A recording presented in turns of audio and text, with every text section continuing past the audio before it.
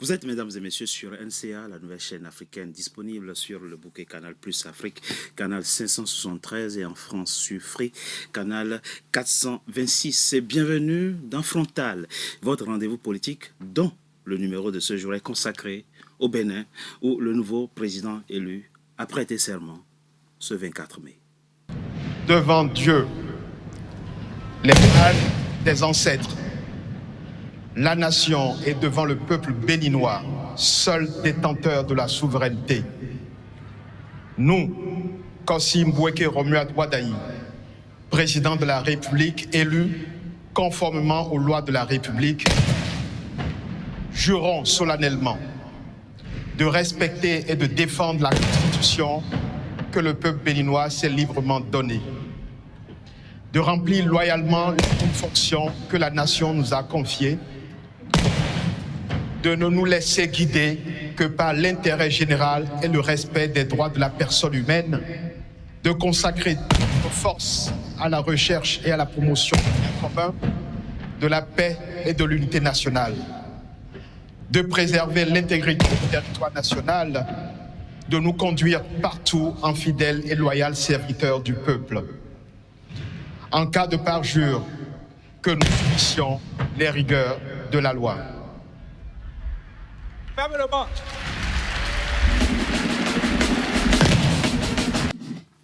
C'est donc par ce serment que Kossi Mboueke Romuald Wadayi, le nouveau président élu du Bénin, a pris les rênes de son pays ce 24 mai. L'homme entame ainsi un mandat de 7 ans après avoir été pendant 10 ans ministre de l'économie et des finances du désormais ancien président béninois Patrice Talon. Retour dans cette émission sur cet événement et politique majeur où j'ai le plaisir de recevoir avec moi 3 Béninois. Hervé Amosuga, vous êtes universitaire, chargé d'enseignement en droit public à l'université Paris-Panthéon-Assas, ancien inspecteur des finances publiques. Êtes-vous en force? Grand soutien êtes-vous du nouveau président élu Romuald Wadayi après avoir soutenu le pouvoir de Patrice Talon. Vous avez battu campagne au Bénin pour le candidat Romuald Wadayi et ensuite vous avez assisté à son investiture. Vous venez donc de Cotonou. Merci d'avoir accepté notre invitation pour décrypter quelques extraits de son discours prononcé ce 24 mai au Bénin. Merci à vous.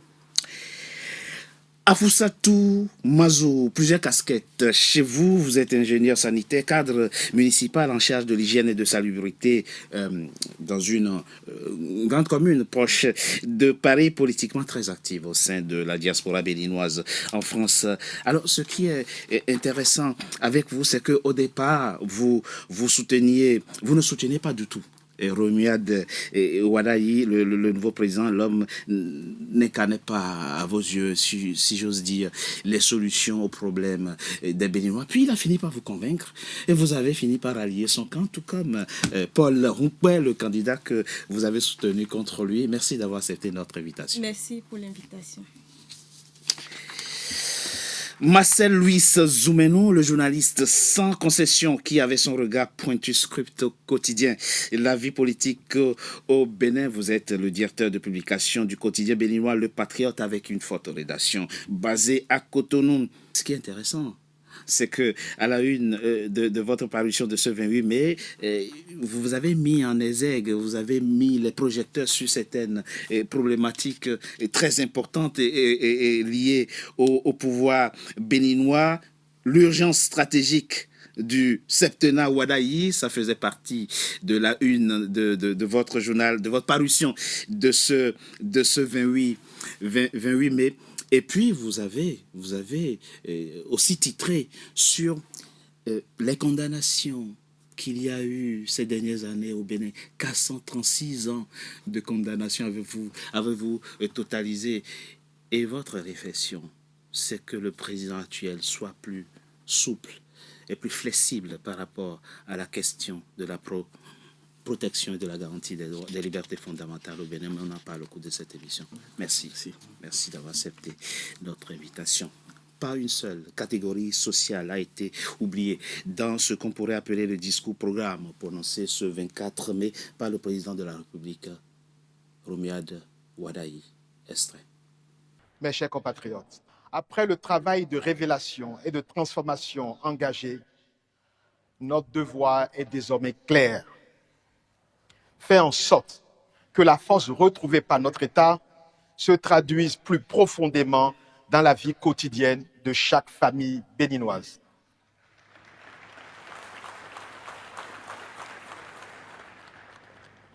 Notre économie a progressé, c'est une réalité.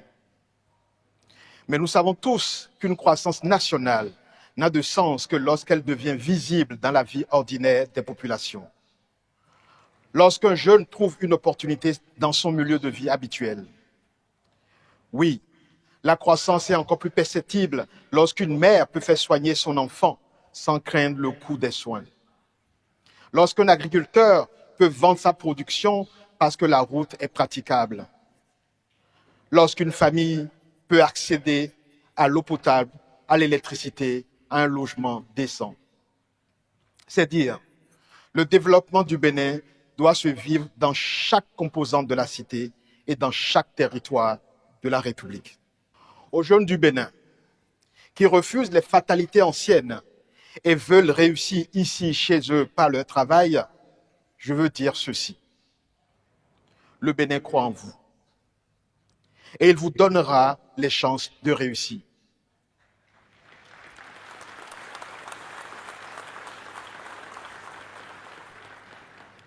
Aux femmes du Bénin qui portent silencieusement une part immense de notre économie et avancent toujours avec courage et dignité, je veux dire ceci. Votre accès au financement, à la propriété, à la protection sociale et aux responsabilités seront renforcés.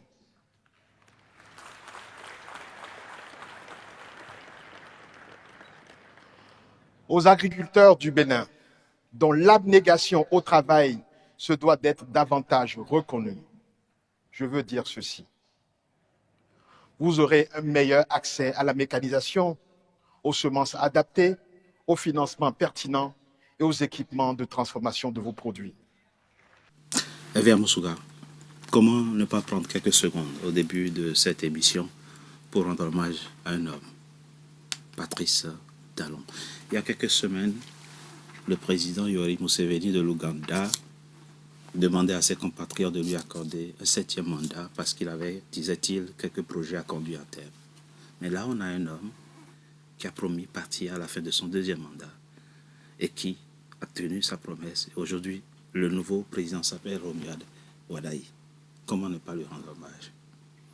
Effectivement, les Béninois ont lieu d'être vraiment fiers de ce qui s'est passé dans notre pays tout récemment, le 12 avril dernier, c'est-à-dire qu'un président qui a fait 2 mandats consécutifs, dont le bilan est élogieux et qui aurait pu s'appuyer sur son bilan et sur la nécessaire continuation pour rester, a choisi de respecter la Constitution et de partir.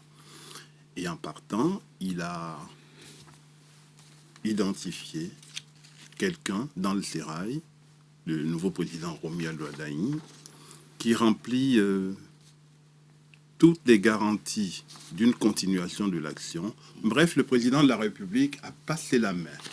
Et je voulais dire que on a un nouveau visage à la tête du pays, grâce au président Patrice Talon, et que ce visage offre toutes les garanties, toutes les promesses, non seulement d'une continuation, mais également d'un approfondissement de ce qui s'est fait au Bénin ces 10 dernières années. Marcel Zoumenou, attaquons le sujet.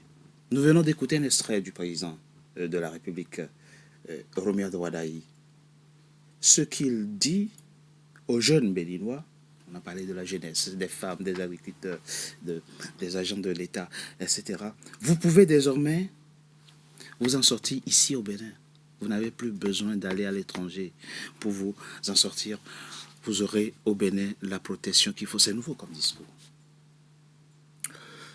Moi, je ne sais pas si c'est nouveau, parce que moi, j'ai, pendant une vingtaine d'années, écouté tous les discours politiques de Kérékou à Boniaï, en passant par Patrice Talon.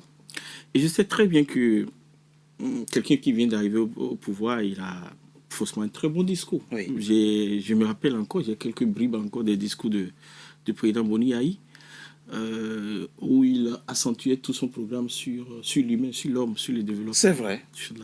J'ai entendu Patrice Talon qui n'a pas dit autre chose que ça. Et donc pour moi, c'est pas dans le discours que nous devons faire la rupture. C'est vrai, et je dois le reconnaître que ce qui est important ici que j'ai remarqué dans le discours d'investiture du président Wadaï, qui, je ne sais pas si c'est on doit s'y habituer, c'est que de plus en plus, je vois une concision dans les choses. J'ai vu le premier communiqué du Conseil des ministres, très court. J'ai vu un discours d'investiture très court. On était habitué au discours très long, mais très court, mais il a dit l'essentiel. Et moi, j'ai été ému par 2 ou 3 mots. Sobriété, mais faire en sorte que la croissance économique puisse toucher les Béninois. Vous passez de Cotonou à Naktengo partout, vous allez entendre le même discours. Oui, le pays se développe, mais on n'est pas heureux. Oui. Et donc, s'il touche à ce problème, moi, je ferai partie des premières personnes qui vont le soutenir. Alors, c'est exprès que je réserve cette question par rapport à l'extrait que nous venons d'écouter, qui est lié aux femmes. Il dit quelque chose de très intéressant.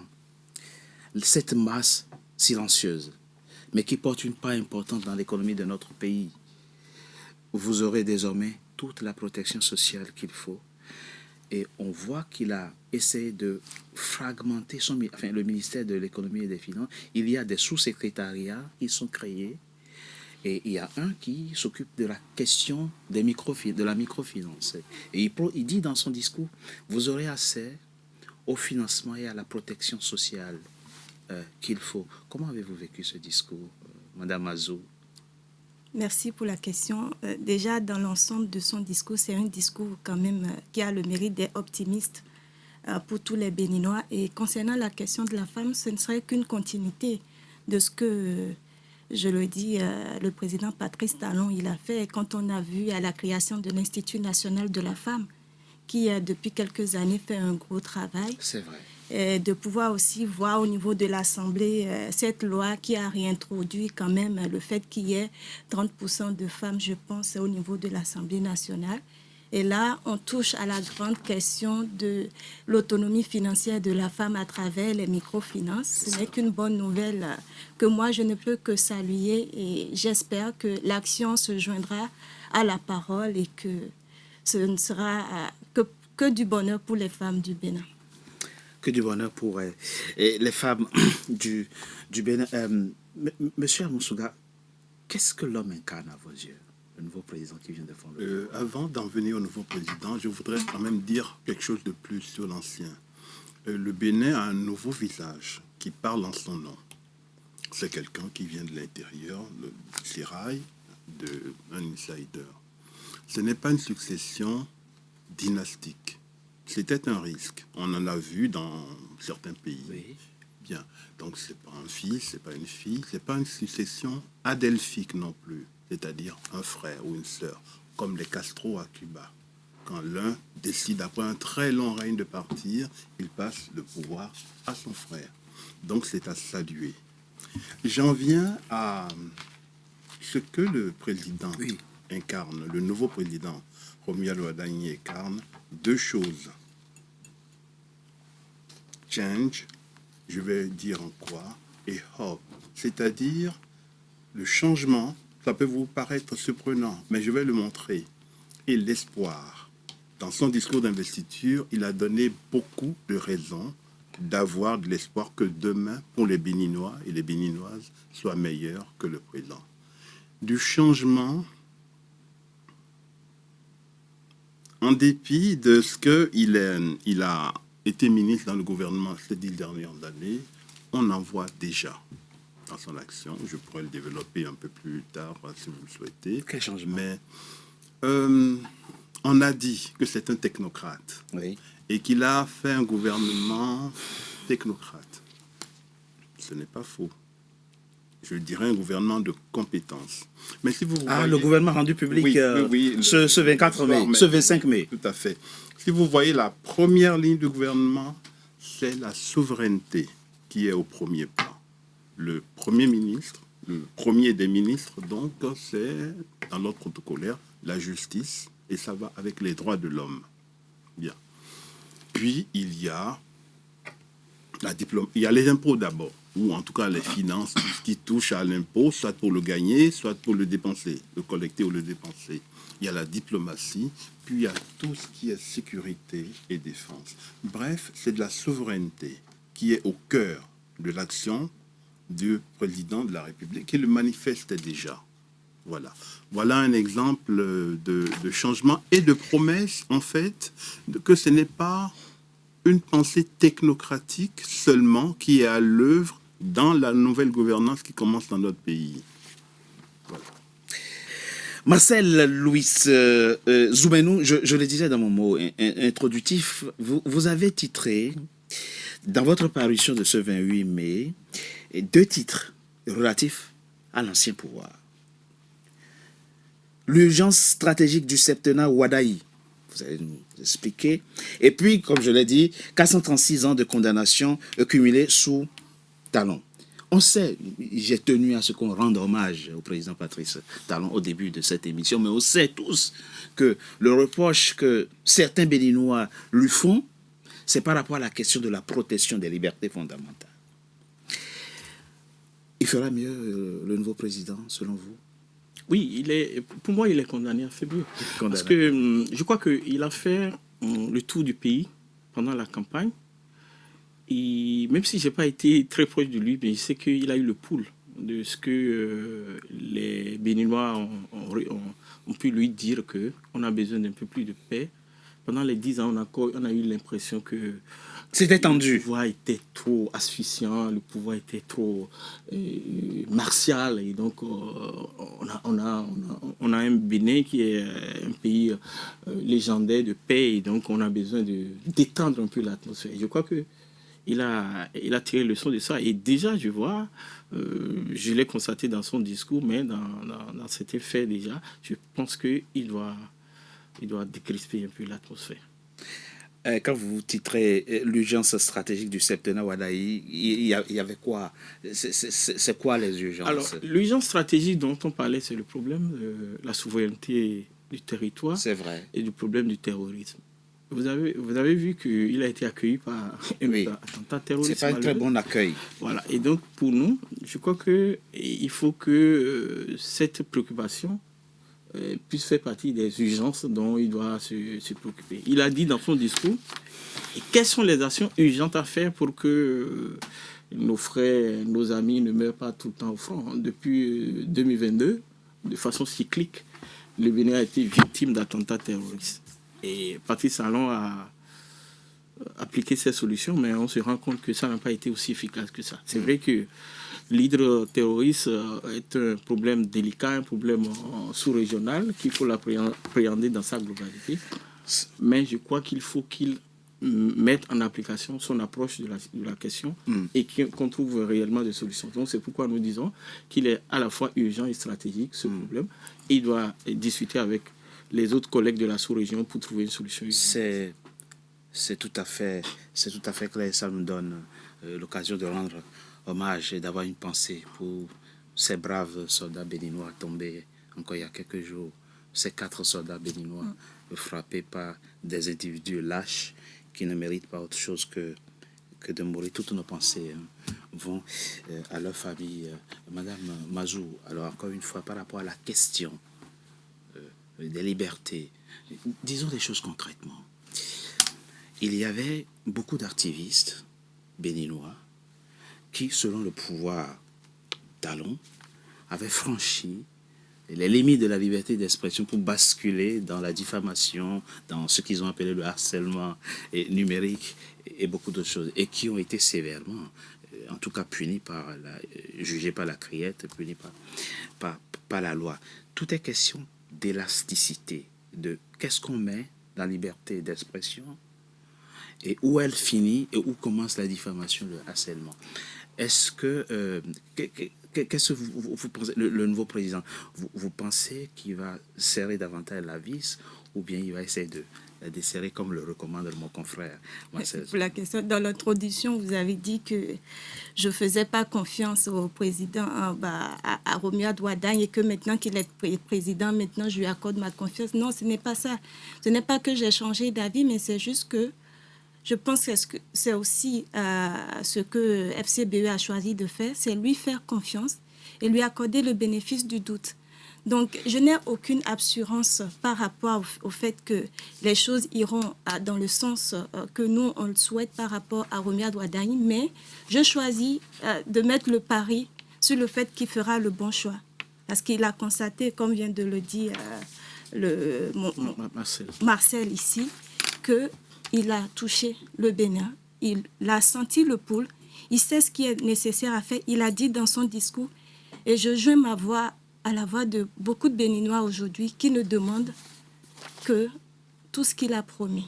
Je propose qu'on marque une courte pause. On se retrouve dans quelques instants pour la deuxième partie de notre émission. Tout de suite. Okay. Voilà.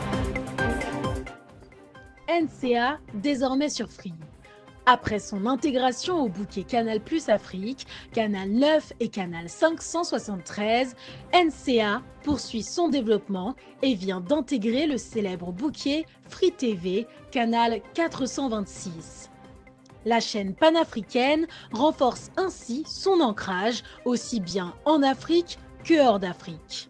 Le développement de NCA, c'est vous, nos téléspectateurs à travers le monde. NCA, la chaîne panafricaine de référence.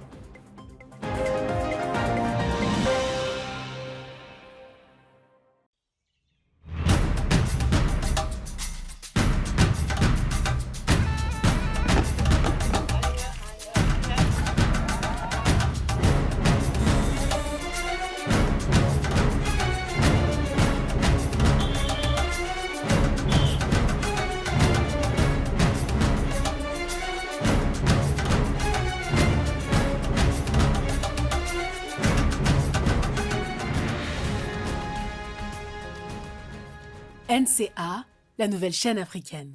NCA, the New African Channel.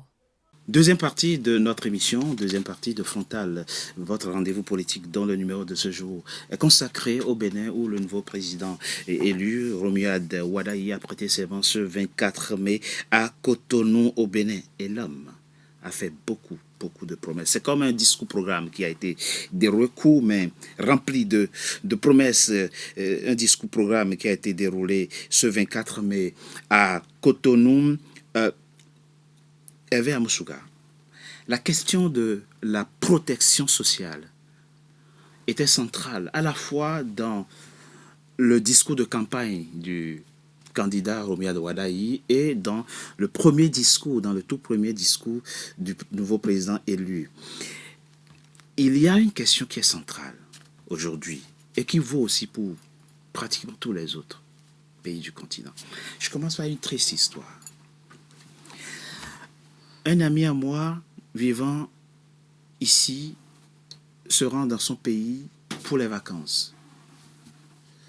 Un camarade de classe qui apprend qu'il est arrivé au pays décide d'aller le saluer, de se remémorer les années passées. Il prend une moto. Sur le chemin, il fait un accident. Il se fait renverser. Il perd beaucoup de sang. Il n'avait rien dans la poche. Il n'y avait aucun parent à côté. Il est transporté à l'hôpital. On le laisse mourir dans le couloir de l'hôpital. Il s'est vidé de son sang.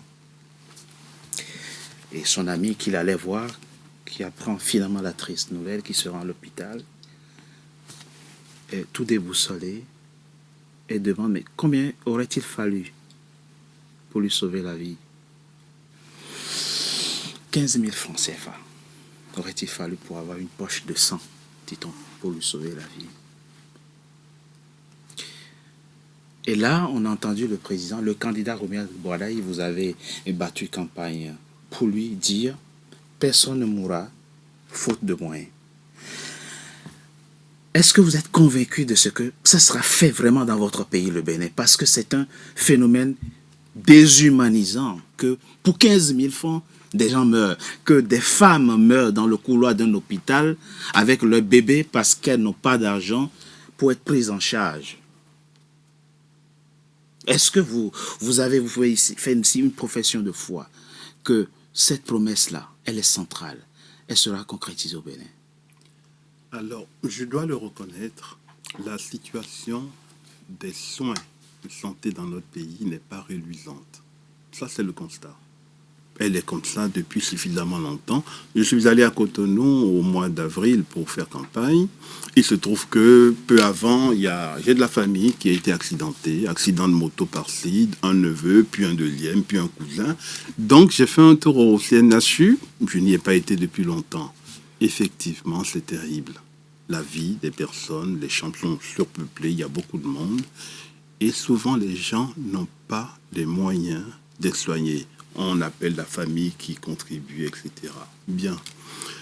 Ça, c'est à proprement parler les soins et la capacité à payer des soins actuels. Effectivement, pour les cas d'urgence. Quand on est malade. Et le candidat, quand il a lancé sa candidature, effectivement, a fait une promesse solennelle qui sera coûteuse pour l'État, mais qui l'honore. Et qui honore notre pays. C'est la vie, c'est la vie. Et qui veut que on ne va pas conditionner des soins vitaux d'une personne malade, dont la vie est en danger, au fait qu'il est apte à payer et qu'il paye effectivement, ou que sa famille paye. Ça, c'est une promesse, un engagement. Ce n'est plus une promesse, c'est un engagement que je salue pleinement. Au-delà de ça, sous l'aspect protection de santé, il faut que toute Béninoise et tout Béninois ait une protection sociale la plus complète et la plus assurance maladie, je veux dire, la plus complète et la plus adéquate. Quand vous n'avez pas de travail, comment il faut bien, l'État a lancé il y a quelques années un système de protection qui s'appelle l'Arche, je crois, c'est-à-dire assurance maladie pour couvrir les Béninois. Il faut que ce soit universel. Et là où il y a des perfectionnements encore à faire, je pense qu'avec la nouvelle gouvernance, le nouveau gouvernement, nous allons pouvoir améliorer pour que déjà en amont, avant même d'être malade ou d'être accidenté, on soit sûr et que la prévention en matière de protection sociale est bien meilleure que la guérison, qu'il faut bien par ailleurs. Voilà ce que je peux répondre à votre interrogation. Marcel Zoumeno, donc le candidat Romuald Wadayi et maintenant le président Romuald Wadayi a beaucoup insisté sur la question de la protection sociale. Vous, quel est votre avis par rapport à cette question qui est une question vitale? Rien ne vaut la vie. Nous ne pouvons pas continuer à laisser mourir les gens parce qu'ils n'ont pas 15 000 francs, ils n'ont pas 20 000 francs en poche. J'espère vivement qu'il le fasse. Je le dis parce que pendant les 10 ans du président Patrice Talon, le programme dont on a parlé a été tellement ventilé. Il y a quelques jours encore vu des articles des médias internationaux, Jeune Afrique, le Arche était lancé, oui, tout cela. Mais au finish, quand on essaie de voir un peu, on voit que rien n'a été fait. Et donc, si le président Wadayi le dit, c'est parce que lui qui est resté aux manettes pendant 10 ans, il sait que sur ce plan, le gouvernement de Patrice Talon n'a pas trop bougé. Et donc, il faut aller plus loin dans ça et rendre ça concret pour que les Béninois puissent le vivre.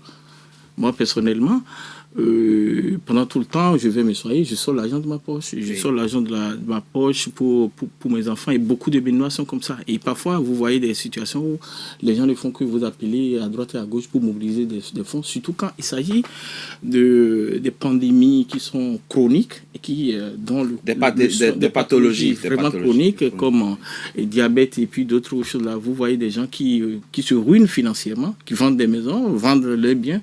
Au finish, malheureusement, beaucoup meurent parce qu'il y a non seulement la possibilité d'avoir l'accessibilité aux soins, mais il y a aussi la qualité des soins. Et ça aussi, c'est un autre débat. Et la prévention aussi. Oui, parce que quand vous attendez trop, avant d'aller à l'hôpital, mais les gens ne vont pas à l'hôpital aussi. Et c'est ça, les gens ne vont pas... L'hôpital n'est pas la première option parce que c'est cher. Et une fois qu'on décide enfin d'aller à l'hôpital, c'est trop tard. La maladie, la pathologie a déjà empiré. Et vous, je ne vous essentialise pas, je ne vous ramène pas à votre situation de femme, croyez-moi. Mais c'est un sujet où, par rapport auquel les femmes sont les premières victimes, les femmes et les enfants. Il y a encore des pays aujourd'hui où il faut payer 200 000 francs pour être prise en charge pour accoucher. Ouais. Et c'est dramatique. Et quand les pauvres dames, le travail ça ne te prévient pas. Vous êtes en train de faire votre activité, vous êtes prise de contraction, il faut aller à l'hôpital, on vous donne 100 000, 50 000 pour vous accoucher. Il y avait un programme d'accouchement gratuit, tout ça. Oui, césarienne gratuite. C'est la La césarienne qui était gratuite en tout temps au Bénin. Et puis, Souyaï Boni, c'était à l'époque Souyaï Boni. Oui. On ne sait pas qu'est-ce que c'est devenu, cette programme. à l'avènement du président Patrice Talon, ce programme a été clôturé. Mais à la place, on nous a dit qu'il y a au niveau des hôpitaux un service social qui pouvait être sollicité par les femmes en cas de... Je ne sais pas quel est ce bilan de ces services de sécurité sociale, mais quoi qu'il en soit, par rapport au mandat de Wadaï aujourd'hui, ce que nous, les femmes, elles ne peuvent que souhaiter que les choses soient prises en charge par rapport à l'accouchement. Quand on accouche, on ne le demande pas, mais bon, il faut que l'État puisse pouvoir soutenir ces femmes-là. On se retrouvera dans 3 mois pour faire une émission sur les 100 premiers jours du président Roumia de Wadaï. J'espère que ce programme-là sera mis en œuvre et que plus aucun Béninois ne meurt au Bénin parce qu'il n'a pas de l'argent dans sa poche. Hervé Amosouga, on avance. Alors, il a parlé de tout, je l'ai dit, aucune catégorie sociale n'a été oubliée, aucune catégorie professionnelle n'a été oubliée. Aux agriculteurs, vous aurez droit, disait-il, aussi à la protection, aux subventions, aux semences, aux engrais et à la mécanisation. Il est très ambitieux, le nouveau président du Bénin. Là aussi, il faut lui accorder crédit, il faut lui faire confiance. Il va tenir sa parole. Le président Wadaï, dans son discours d'investiture, a parlé au pays tout entier, à l'ensemble des Béninois, d'abord. Il a en outre parlé à certains segments fondamentaux de notre pays, la jeunesse. Et dans la jeunesse, j'inclus les femmes jeunes. Il a parlé séparément. Ensuite, des femmes, j'entends des femmes d'une certaine maturité et qui ont des responsabilités qui pèsent sur leurs épaules. Voilà. Mais dans la jeunesse, il y a les jeunes filles, il y a des femmes. Eh bien, il a parlé aux agriculteurs parce que l'agriculture est un moteur du développement. Et nous sommes un pays qui cherche à se développer. Il amorce son développement et donc l'agriculture est fondamentale. Et dans cette agriculture, nous avons quelques produits agricoles notamment, dont nous pourrions être les champions du monde. Notre fameux ananas, pain de sucre, qui a conquis le monde, une partie du monde, et qui va conquérir davantage. Mais il y a plein d'autres choses là. Et dans l'aspect agricole, il y a l'aspect social par ailleurs. Les aides apportées aux agriculteurs. Et si j'ai noté une chose dans la gouvernance du président Talon, c'est le refus de la gratuité indiscriminée, parce que c'est redoutablement inefficace.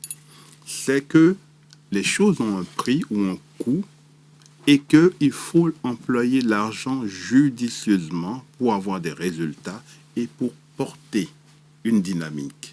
Voilà. Donc, ce qu'on a parfois cru devoir appeler de l'insensibilité, de l'indifférence, ce n'est pas ça.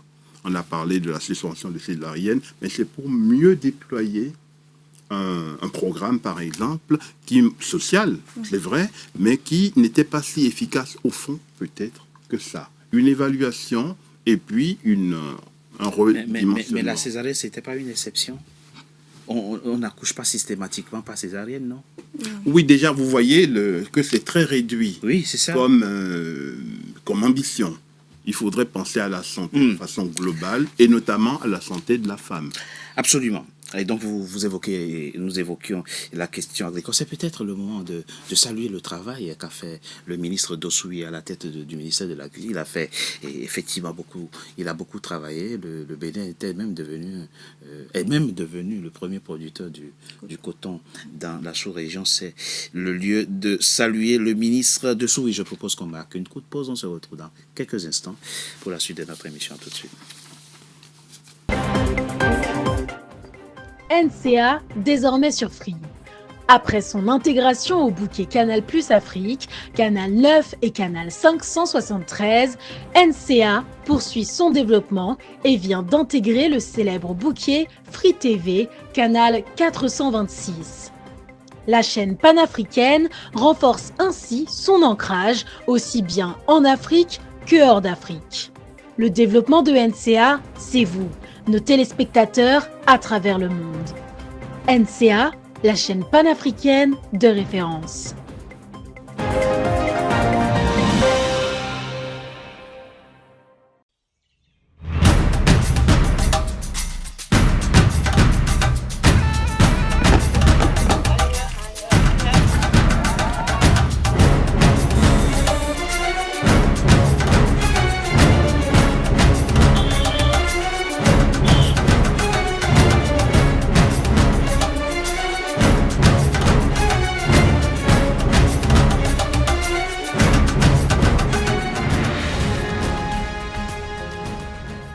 NCA, la nouvelle chaîne africaine. NCA, the New African Channel. Troisième et dernière partie de Frontal, votre rendez-vous politique, dont le numéro de ce jour est consacré au Bénin où le nouveau président élu a prêté serment ce 24 mai. On le sait, depuis 2023, le Bénin entretient un voisinage un peu difficile avec certains de ses voisins, mais l'investiture du président Romuald Wadayi semble donner des signes positifs quant à une forme de normalisation dans la sous-région. On écoute un extrait du discours du nouveau président béninois. Mes chers compatriotes, avec nos pays voisins, nous mettrons un accent particulier sur l'approfondissement de la coopération régionale. Le Bénin continuera d'agir pour la stabilité, le dialogue et le respect. À nos pays frères d'Afrique et d'abord à nos voisins de la sous-région, dont je veux saluer ici la présence à nos côtés, tant elle nous réjouit. Je veux renouveler le message de fraternité du peuple béninois. Ma conviction est que, dans une sous-région confrontée au péril terroriste, nous sommes condamnés à travailler ensemble. Madame Mazou, est-ce qu'on peut dire que c'est un tournant que prend là le Bénin dans ses rapports avec ses voisins? À l'investiture de Romuald Wadayi, nous avions le Premier ministre. Le Premier ministre du Niger, Ali Lamine Zaïne, nous avons Abdoulaye Diop, le ministre malien des Affaires étrangères, Karamoko Jean-Marie Traoré, le ministre burkinabé des Affaires étrangères. C'était inimaginable il y a quelques semaines. On peut le dire, hein, c'est quelque chose qui a été une surprise pour nous tous. Oui. Et cela n'augure que d'une bonne chose de voir que les rapports avec nos pays voisins vont aller en mieux avec l'arrivée du président Wadayi au niveau de notre pays. On ne peut qu'être content de ça. On ne peut qu'être content de ça et vous avez raison. Marcel Zoumeno, alors nos confrères du Niger ont beaucoup commenté cette actualité-là, positivement d'ailleurs. Hein. Et alors, ils sont très contents de l'accueil qui a été réservé aux personnalités de l'AES, aussi bien à leur arrivée que pendant, à l'occasion de leur retour dans leur pays respectif. Le président béninois, on va dire quoi, il va marquer une rupture par rapport à son prédécesseur quant à la normalisation des relations avec les voisins. Tout à fait. Là, c'est carrément une rupture parce qu'on a eu des relations tendues avec les pays de l'AES, en l'occurrence le Niger et le Burkina. Et là, s'il décide d'inviter, parce qu'il faut préciser, il n'a pas invité. Le Premier ministre l'a invité Tiani, et il a invité Traoré, il a invité Goïta. Mais c'est déjà pas mal, oui, ceux-là qui sont arrivés. Donc c'est une invitation de haut niveau qu'il a fait en invitant les premières personnalités de ces pays. Et donc, pour moi, c'est carrément une rupture vis-à-vis, sur le compas vis-à-vis de son président. Deuxième acte majeur qu'il a posé, qui pour moi est une rupture, c'est qu'il nomme l'ancien ambassadeur du Bénin au Niger, qui avait appelé au dialogue, au consensus entre les deux pays. Il le nomme comme ministre de la Défense. Et donc, pour moi, on ne peut pas donner meilleur gage de coopération, d'échange, de pourparler, tout au moins sur la question du terrorisme. Et sur les autres questions, parce que nous avons le port de Cotonou, le port traditionnel, comme on le dit, du Niger, Et nous savons très bien que depuis pratiquement 2023, voilà, depuis presque il n'y a 3 ans. plus Oui. aucune cargaison qui quitte le port de Cotonou pour entrer dans le Niger. Et donc ça, c'était une urgence à régler. Une urgence à régler qui a un impact économique majeur sur les recettes du Bénin, mais également sur les recettes du Niger. Parce que c'est avantageux pour les deux pays d'utiliser le port de Cotonou, parce que de plus en plus, je ne sais pas si vous avez fait attention, il y a beaucoup de transporteurs du Niger qui ont fait des conférences pour appeler le président Tiani à négocier pour que la frontière puisse être ouverte. Parce qu'ils sont obligés de passer par le Togo, le Burkina, et ça coûte doublement cher avec les risques de cheval. Et donc, je pense que c'est des points positifs qu'il faut saluer. Mais c'est là où ça devient plus compliqué, M. Amoussouga.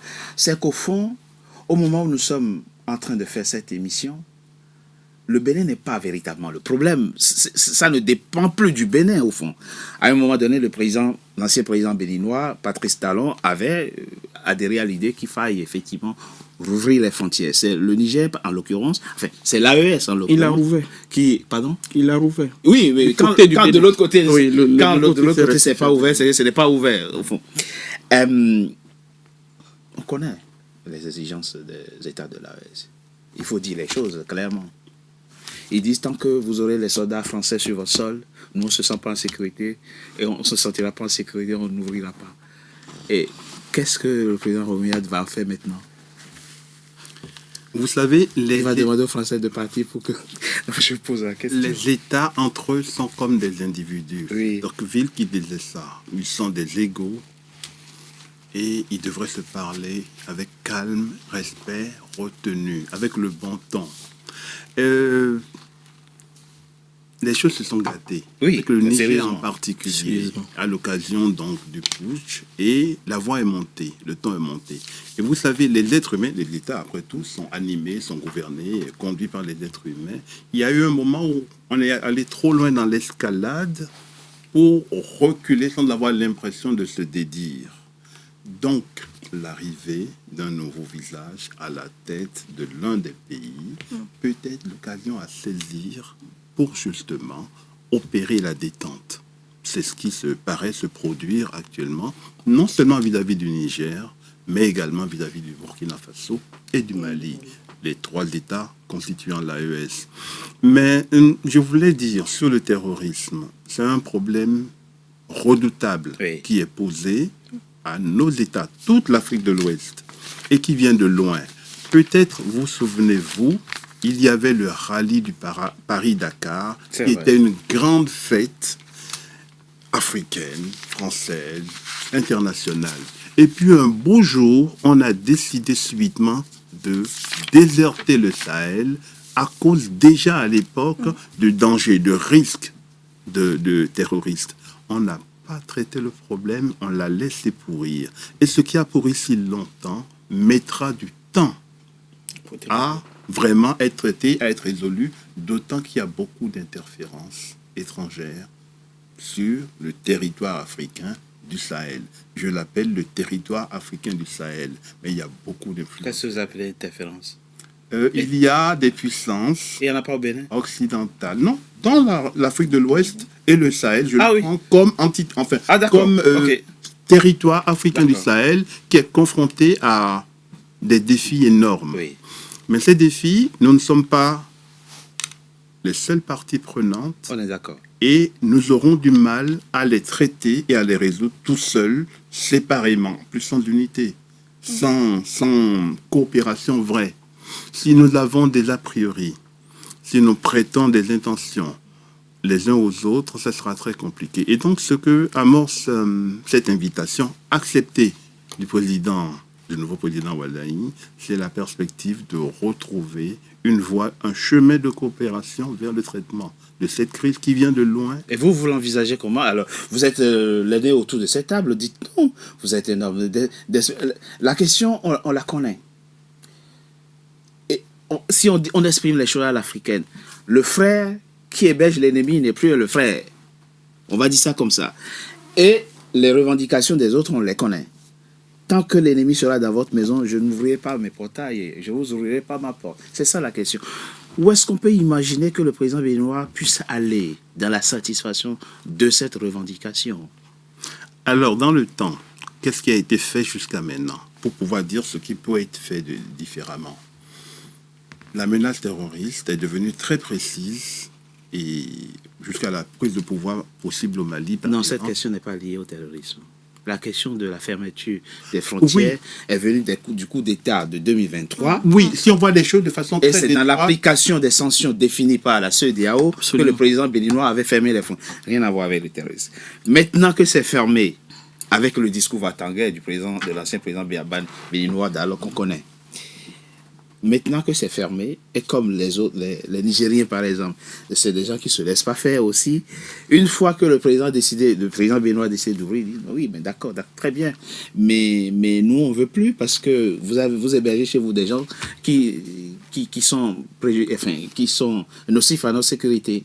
Je ne sais pas si c'est le rôle d'un président de la République, mais le président du Niger a apostrophé le président béninois nommément en disant tant qu'il est là, rien n'est possible. C'est ça. Maintenant, il n'est plus là. Alors peut-être que tout devient possible. Vous avez raison. Et par rapport à ce point, peut-être que l'ennemi en question, entre guillemets, peut-être qu'il faut qu'il fasse aussi quelque chose, un geste dans le sens de la normalisation des rapports entre voisins. Vous entendez quoi? Je ne sais pas, mais je pose juste la question. Moi, je pense que les deux pays ont intérêt à ce que les choses aillent dans le bon sens. Parce qu'il a dit la question terroriste, on ne pourra que l'endiguer ensemble. Donc, je pense qu'un compromis devra être trouvé entre tous les pays de la sous-région ensemble. Cette émission était juste pour faire une sorte de décryptage du discours prononcé ce 24 mai par le nouveau président élu du Bénin, Romuald Wadayi. Il est maintenant au charbon. On va le laisser travailler. On va se donner rendez-vous dans 3 mois pour faire une émission bilan des 100 premiers jours. Un mot de la fin, on fait un dernier tour de table. C'est quoi, vous qui parliez d'urgence stratégique du président Romuald Wadayi, outre la question du terrorisme et celle de la protection sociale, dont on a parlé, c'est quoi les défis prioritaires auxquels il doit s'attaquer là, maintenant, tout de suite, pour que les Béninois se sentent pris en charge, pris en compte, en tout cas en ce qui concerne la résolution de leur... Merci. Je crois que j'ai observé un peu le pays depuis 1991, même s'il était trop jeune. Et après avoir fait une trentaine d'années dans la démocratie, je pense que les Béninois ont pris goût à la démocratie. Et ce qui s'est passé depuis 2016, beaucoup de Béninois en ont gardé le regret. Et donc pour moi, la première chose, c'est de faire en sorte que la démocratie revienne au Bénin, parce qu'on a beau avoir une cérémonie de passation du service de charge assez policée qui a fait notre honneur dans la sous-région, surtout sur un continent où on en voit de moins en moins. Mais nous savons tous que tout ce qui s'est passé jusqu'à cette date du 24 mai dernier n'était pas si élégant que ça. Et donc, pour beaucoup, il faut corriger un peu ce qu'il faut corriger. Moi, je pense qu'il faut revenir un peu à un système où tout le monde a la possibilité de dire ce qu'il pense. C'est très important pour le pays. Donc, moi, je ne vois pas en quoi c'est vital pour notre pays de mettre dans la Constitution aujourd'hui trêve. Le Bénin a beau dire que c'est un pays démocratique, mais je connais des dictatures en Afrique qui sont là depuis 50 ans. Je n'ai pas encore vu ce mot trêve politique dans aucune constitution en Afrique. Et donc, je souhaite que le Bénin n'innove pas dans la négativité sur ce plan. Ça, c'est la première. Deuxième chose, c'est la question des droits humains. Je crois que ça a été le maillon faible du régime de Patrice Talon. Nous avons titré sur ce que vous avez dit tout à l'heure. Et c'est des Béninois qui ont été condamnés pour les opinions. Et ça, c'est uniquement ceux qui ont été condamnés. Alors, il y a des infractions qui ont été condamnées. Hein. Oui. Enfin, c'est vous qui dites ça comme ça. Oui, ça, c'est le discours officiel. Mais le procureur de la Criette ne sera pas d'accord avec vous. Il n'a pas poursuivi les gens pour leur opinion. Le discours officiel, c'est cela. Lorsque vous arrêtez des gens et que on vous contraint à vous défendre devant les institutions internationales, vous n'arrivez pas à vous défendre. Après, ne venez pas dire autre chose. Dans les cas Ivor, tout ça, là, il y a au moins des décisions d'instances internationales qui reconnaissent qu'ils sont des prisonniers politiques. Il y en a de même pour les autres. Et donc, pour moi, je crois qu'il faut libérer les gens. Tous les Béninois le disent. Même ceux qui sont dedans sont gênés. Il y a des gens, des familles, je connais des familles dans lesquelles des frères ne se parlent plus à cause de ça. Il faut libérer les gens. Ça ne sert à rien de garder le meilleur constitutionnaliste de l'Afrique en prison. Ça ne sert à rien de garder Rekia Amadougou en prison. Moi, j'ai eu le privilège d'aller la voir en prison. Et donc, c'est pas bien ces choses. Donc, je crois que Wada va faire un peu l'anti-talon un peu sur ces plans et libérer un peu les gens, permettre à ce que les Béninois souffrent et que la liberté revienne au pays. S'il fait ça, pour moi, il aurait fait 50% de son mandat. Hervé Moussouga, très rapidement, quelques secondes. Alors, vous l'avez entendu, il a parlé des prisonniers. Lui pense qu'au Bénin, il y a des prisonniers d'opinion, il y a des prisonniers politiques. Il y a aussi, aujourd'hui, des Béninois qui ne vivent plus au Bénin, non pas parce qu'ils ont fait le choix de partir du Bénin, mais parce qu'ils se considèrent comme prisonniers politiques. Là aussi, vous pensez qu'il va faire un effort dans le sens de normaliser leur cas pour qu'ils puissent revenir. C'est compliqué de vivre hors de son pays quand ce n'est pas un choix personnel. Le président Wadaï a fait vraiment campagne à travers tout le pays. Il est allé au-devant des Béninois, il leur a parlé, il les a donc entendus. Il sait leurs attentes, y compris dans le champ des droits de l'homme et des libertés. Merci. Donc je lui fais confiance pour en tirer et passer à l'action. Bien. Merci. Je vous laisse le dernier mot, Madame Mazou. Oui. Pour finir sur la question également de la démocratie, moi j'ai entendu dans son discours, il disait « Je me porte garant d'un état de droit, de la confiance aux institutions et enfin des libertés fondamentales. » Et moi je pense que nous l'attendons sur ça, il fera le nécessaire et voilà ce que je peux dire. C'est la fin, mesdames et messieurs, de Frontal, votre rendez-vous politique dont le numéro de ce jour a été consacré au Bénin. Merci d'avoir été nombreux en notre compagnie. Restez fidèles au programme de NCA TV. À très bientôt pour un nouveau numéro de Frontal. Merci à vous.